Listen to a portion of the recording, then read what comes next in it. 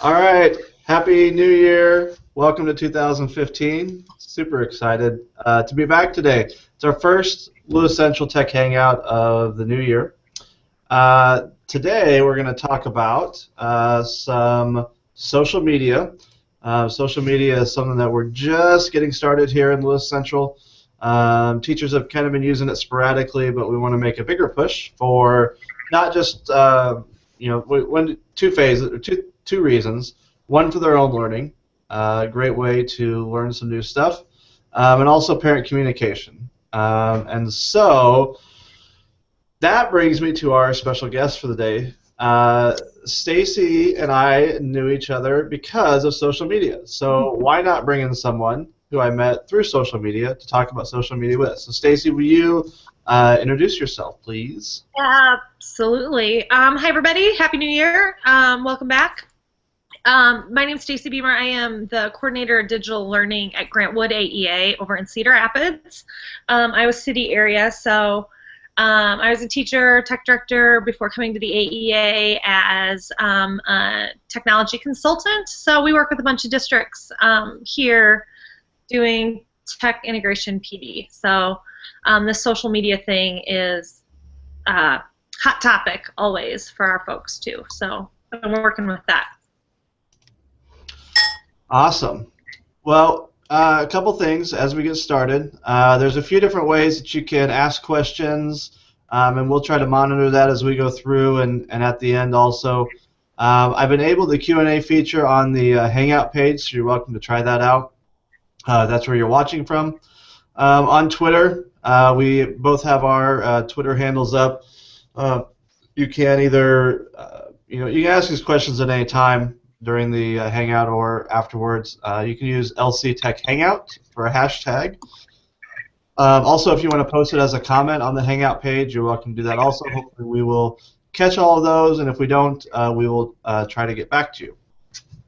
So the purpose of all these tech Hangouts, from my perspective as a tech integration specialist here at Lewis Central, is just to kind of give you an introduction to different pieces of technology. We're only doing 30 minutes. It's very short, so follow up. I am more than willing to do that. Just give me a call, shoot me an email, whatever it takes.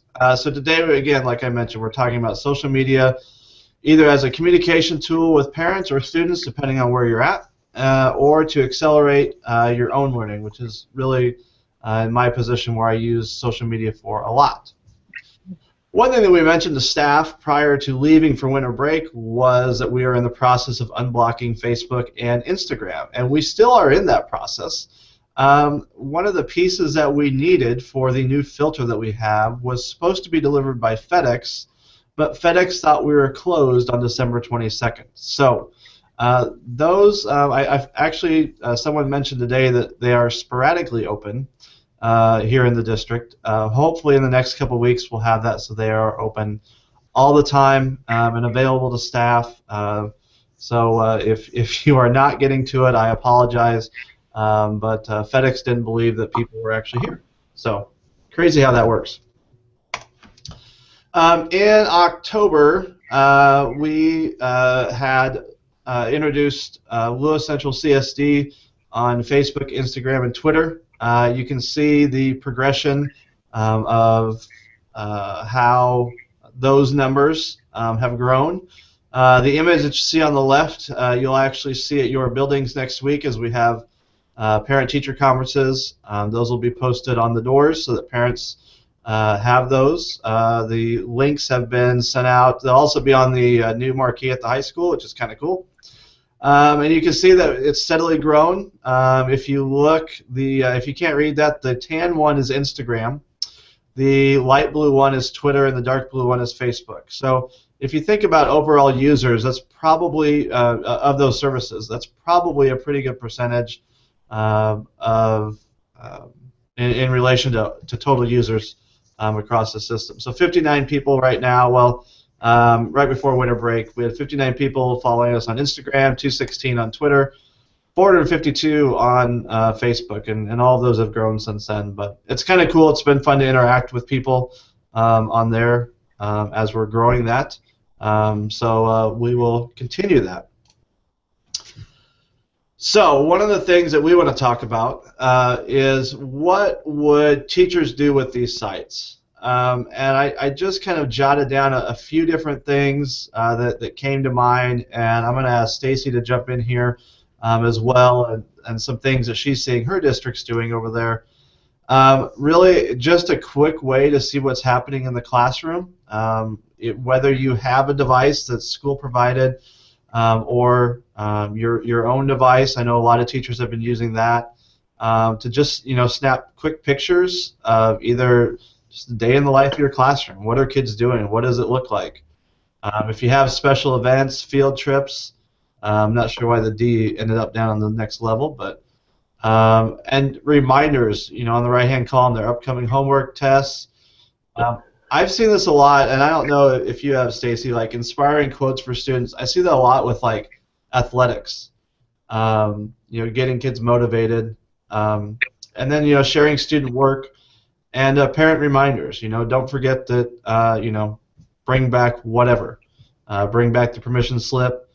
Actually, just before we got on, so here in Council Bluffs where we're at, tomorrow's supposed to be like 70,000 degrees below zero wind chill.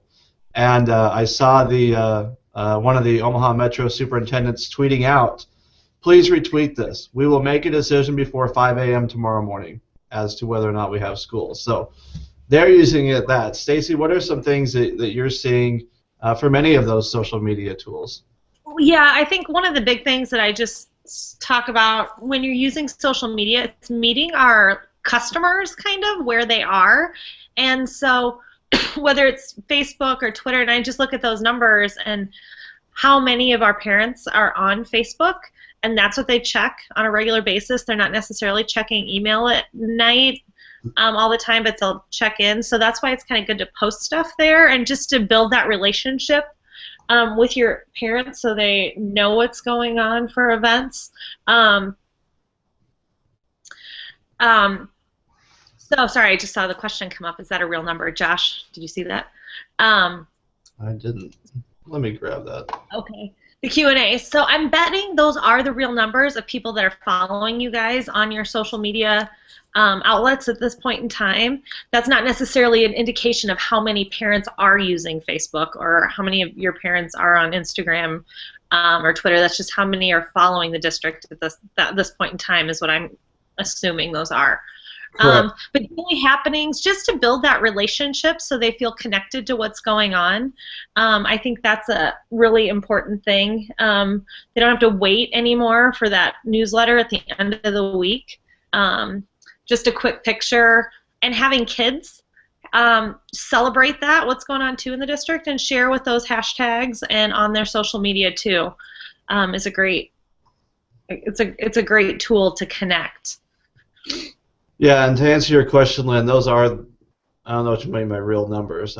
Yes, those are the actual numbers as of December 23rd, I believe is. October 23rd was when we introduced it, so I've been trying to do it monthly and just kind of expand on that. It doesn't take that long to make the infographic that does, but yeah, that's kind of where we're at as far as followers and likes and all that other stuff.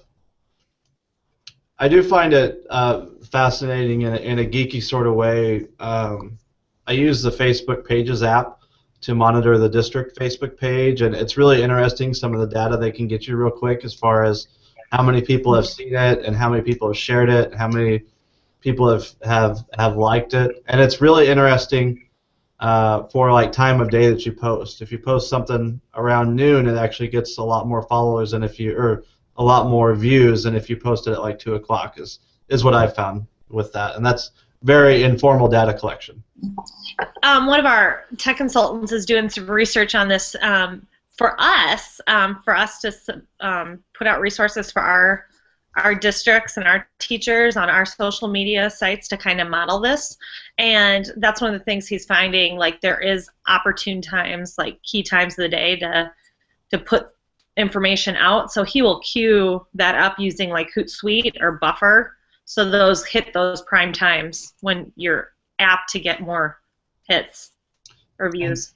And if you do use the Facebook Pages app, and I can only speak to using it on an iPad or an iPhone, within there you can schedule posts. Mhm. So you don't have to have a separate service. You can just do it from there. But That's awesome. yeah, it works out great. So just some quick guidelines, and again, Stacy, chime in, for what you do with your staff. My recommendation is if you're in a classroom and you're going to create something that is really for your parents, is to create a Facebook group, which you see on the right-hand side is one of our either kindergarten, I believe it's first grade. Now I forget. I had asked her for this a while back. She has a closed Facebook group. You can't search for it. And she approves everyone who comes in, so she can limit it to parents, which is great. It's a controlled group. If you're going to do it for like a club or an after-school organization, the recommendation is to create a Facebook page, which is like what we have for the school district, where it's just kind of out there. Anyone can like it.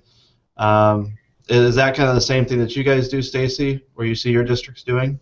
Absolutely. I think having the group where you can, especially for younger grades, with the parents where you're posting work and pictures and stuff, the group is the way to go.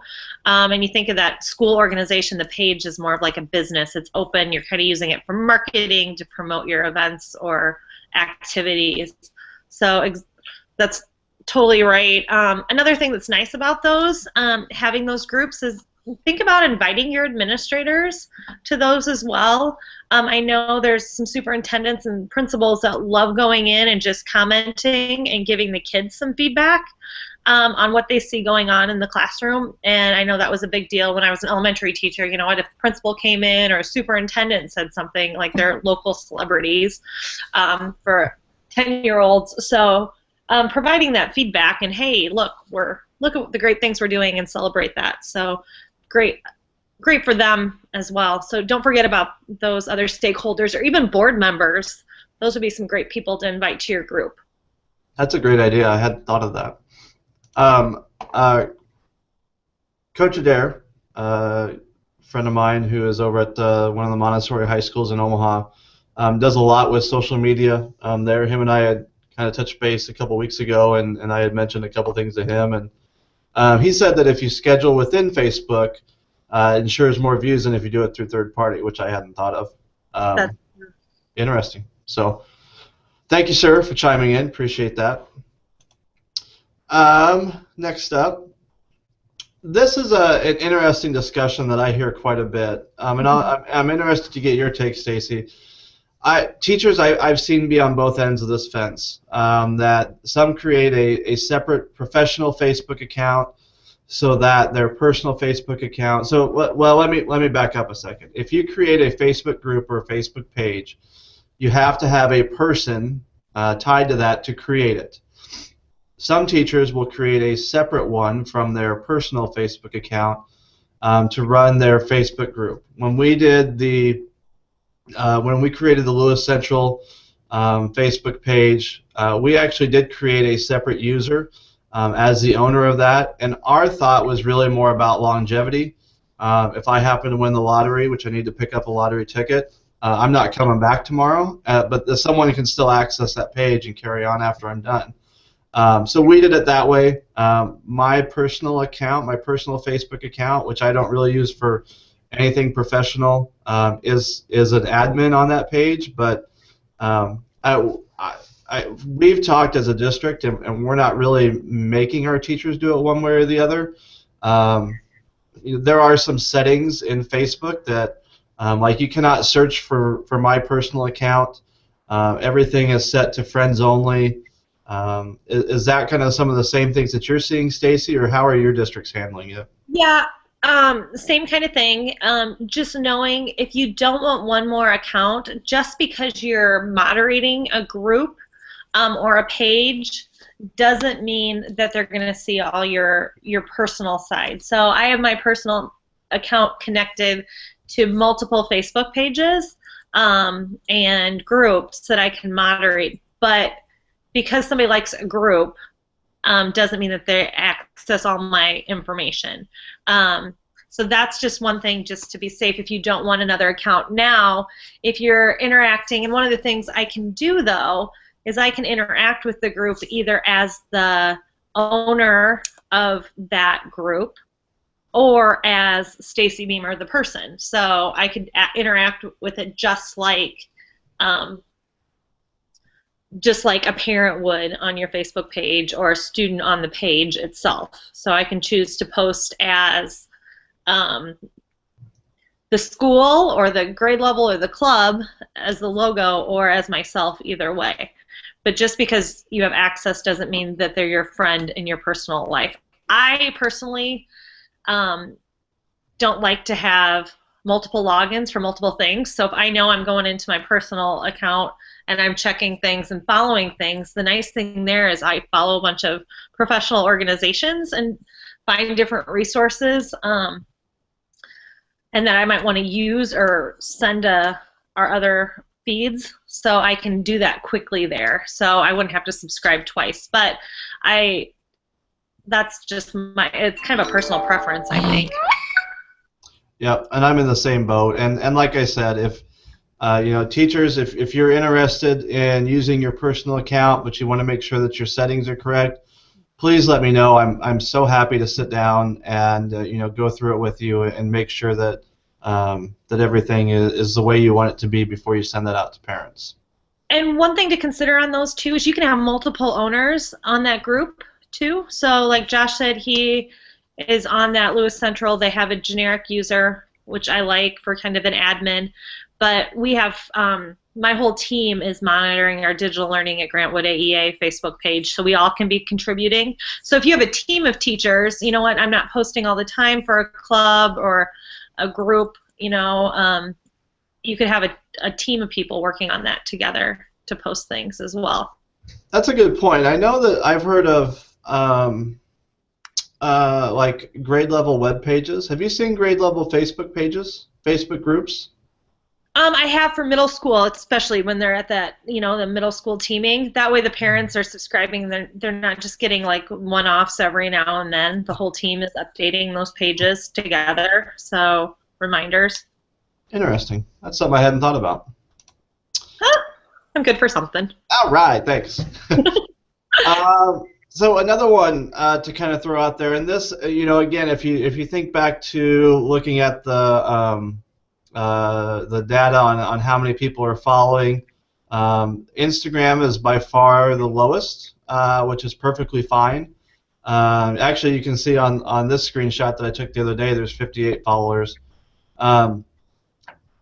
What a lot of people will tell you is that images are what really draw people in. Images are kind of the new way to tell a story and get the most feedback. On the far left that is our Lewis Central District page. The next one, LCFACS, is our Family and Consumer Science at the high school. They had the best quote about starting an Instagram. She said, "My students are on Instagram all day long on their phones, so they might as well be looking at my class." And I thought that is absolutely perfect. So she's posting just different pictures of what the kids are doing in class, what they're making. They're great. They're phenomenal. I did grab a couple other schools that I've been kind of following just to steal some of their ideas. North Hills, I believe, it's in Pittsburgh, Pennsylvania. And then Louisville ISD is down in Texas, just as some other examples that I had found on how to do that. Or who else? Go ahead. No, I'm just thinking one of the nice things, I was working from home today with the Today Show on, and they had the family of Instagram on. And do you want to go back, Josh, to that other where you have the Instagram? If you notice, one of the nice things there is you can actually put your Lewis Central, the link to your school district website or to an organization right there. So that's always nice to put as much information, because then they can go back. And then even within Instagram, you can get that slideshow built in, so you could have your Instagram feed right on your class website or the district website, so they can see that and go like from the website to subscribe to see what kind of things are out there. And I don't know, one of the things I always think about is when I send something home with my students or for my parents even, don't they always just look for the pictures and try to find themselves before they read any of the text? So if you can do it with an image, I think that's super powerful. Absolutely. Okay.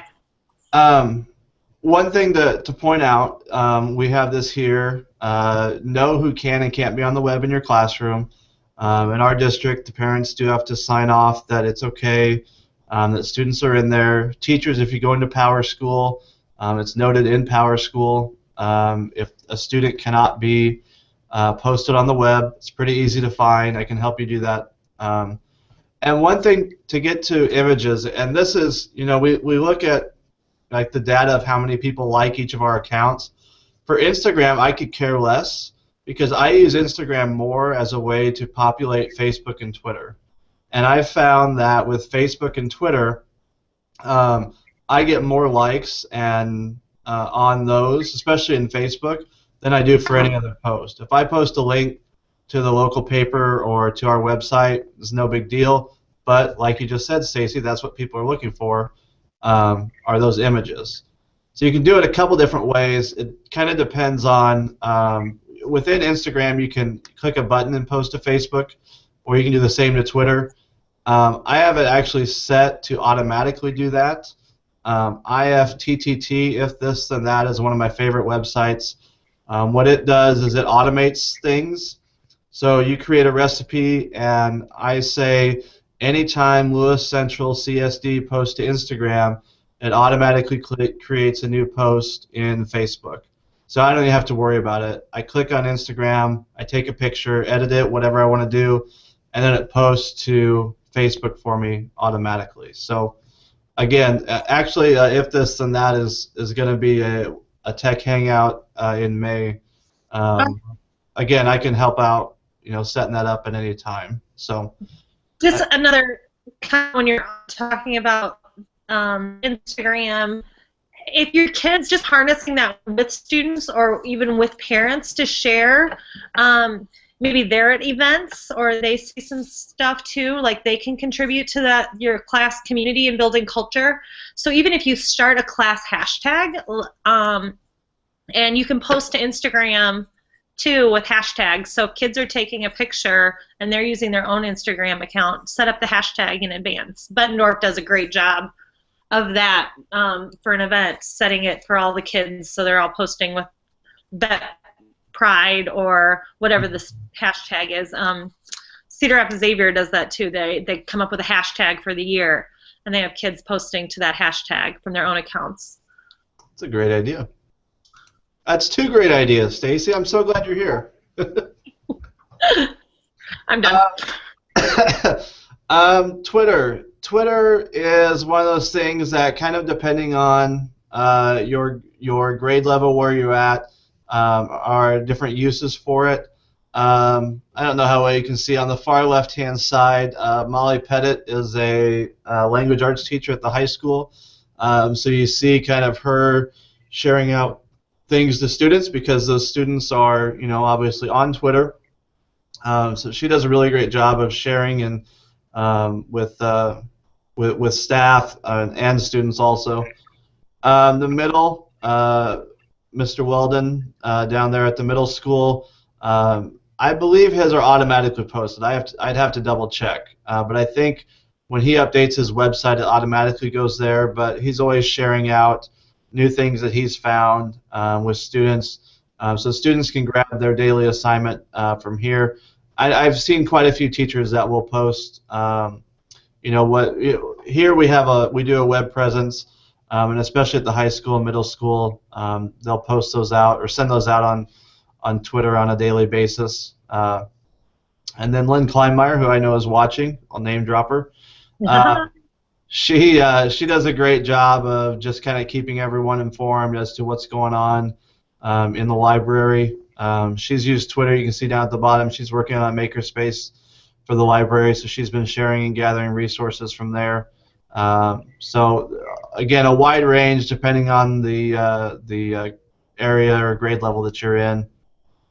A couple quick guidelines, I guess, is really if you don't follow students. The downside with that, and the reason why we don't,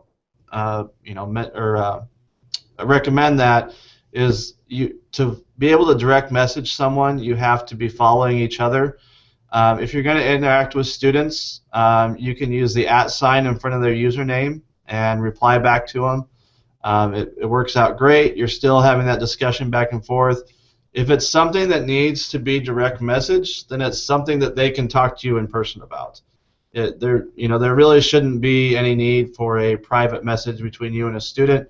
It really can just get you into trouble, whether it's taken the wrong way or whatever.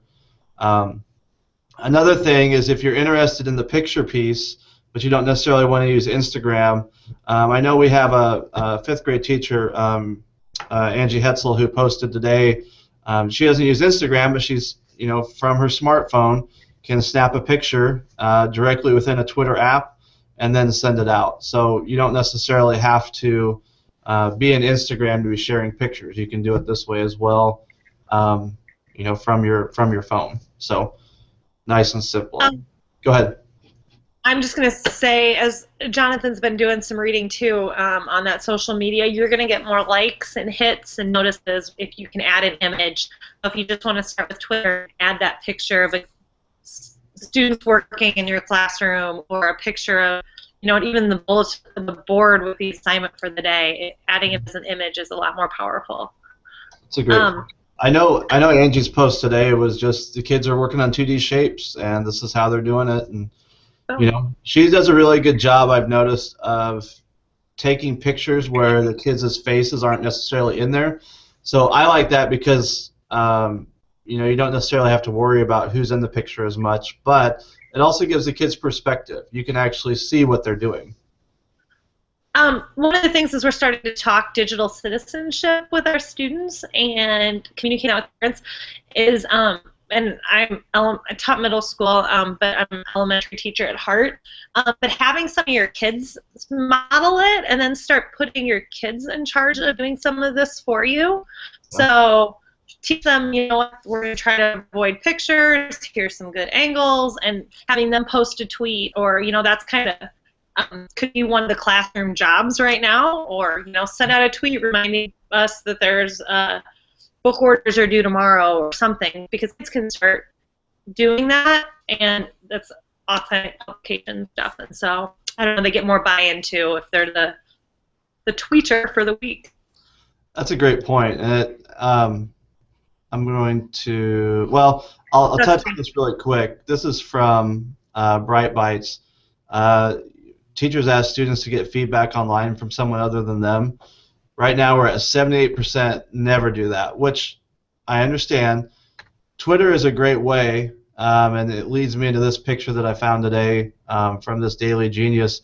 Twitter's a great way, whether, like you said, Stacy is, or like Stacy said, is having kids ask questions out there, asking down here, the second blue from the bottom, ask questions of experts or others who might have the answers. So it's a great way to reach out to an online community.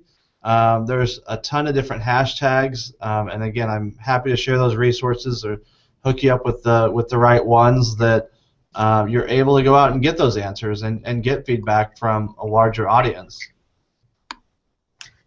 And remember, too, if you start doing it through a class account, that parents are following, so they automatically have that audience, and it's in a controlled environment versus having them go all out and do it in their own accounts, because there still is that age restriction, too. So for you under 13ers out there, you can police that a little bit. What is I forget, Josh, do you know that hashtag, I'm going to look up, hashtag that you can publish or send like blog posts to, and it's always what?